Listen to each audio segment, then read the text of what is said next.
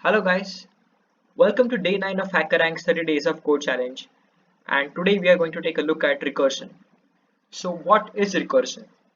Recursion is the act of doing one thing again and again several times.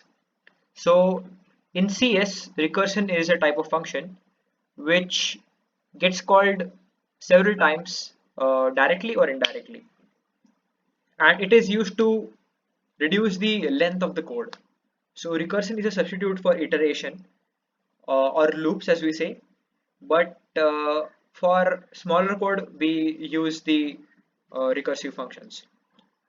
So the problems like the finding factorials or calculating a summation can be done using recursive functions. So in this task we have to calculate the factorial of a number. Now all the code has been written for us, but we just have to complete this factorial function. So I'll return this. I'll write this statement first and then I'll explain you what I meant with it. So n into factorial of n minus 1. Okay. So what is factorial of n minus 1? So I'm calling the same function or directly, which is from within the function itself. So let's take an example.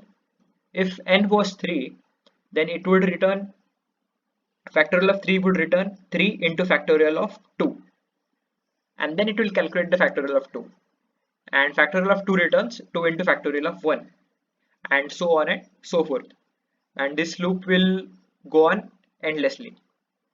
So for to prevent the loop from going on endlessly, we'll have to write a base case so that the loop terminates somewhere. Okay, and when we calculate a factorial, we usually calculate till 1, right? So like if we want to calculate the factorial of 4, we write 4 into 3 into 2 into 1. Okay, so when n goes to 1, we have to terminate the loop and we have to return 1. So we'll have to give this condition: if n is greater than 1, we have to return n into factorial of n minus 1, else return 1. Okay, so when n equals to 1, it will return 1.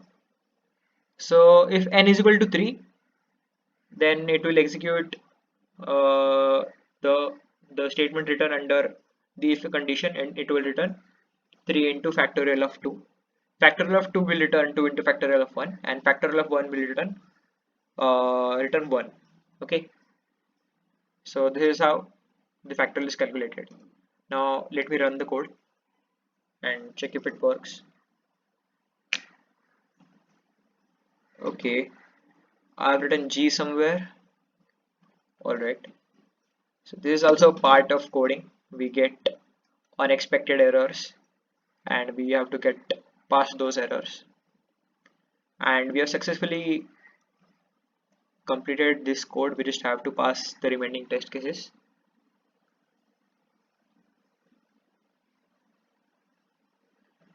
So if you want to understand recursion more, then I also have one example for you. Imagine two mirrors parallelly in front of each other, and you have you have multiple images, right? So this is the concept of recursion is similar, but in this case we just have to mention a base case, or the loop or the recursive function will execute n number of times, infinite number of times, and that will cause time limit to exceed. Okay, now I just want to show you another example of recursion. So we can also do summation. Now let me write the name of this function as summation and replace the factorial with summation. In summation we add, right? We don't multiply. So instead of multiplication we write n plus summation of n minus 1, and when it goes to 1, it will just return 1. So the remaining function is same, and we also have to replace factorial in the main function with summation. Okay, Now let's test it against a custom input. Okay, what is the summation of 6 till 1? It will be 6 plus 5 11 plus 4 15 plus 3 18 plus 2 10, 20 plus 1 21. Let's see what our code gives. Oh wait, we'll just have to run the code. It's giving 21. So this is what I wanted to show you. Okay, this is it for the video. I'll see you guys in the next video. Thank you.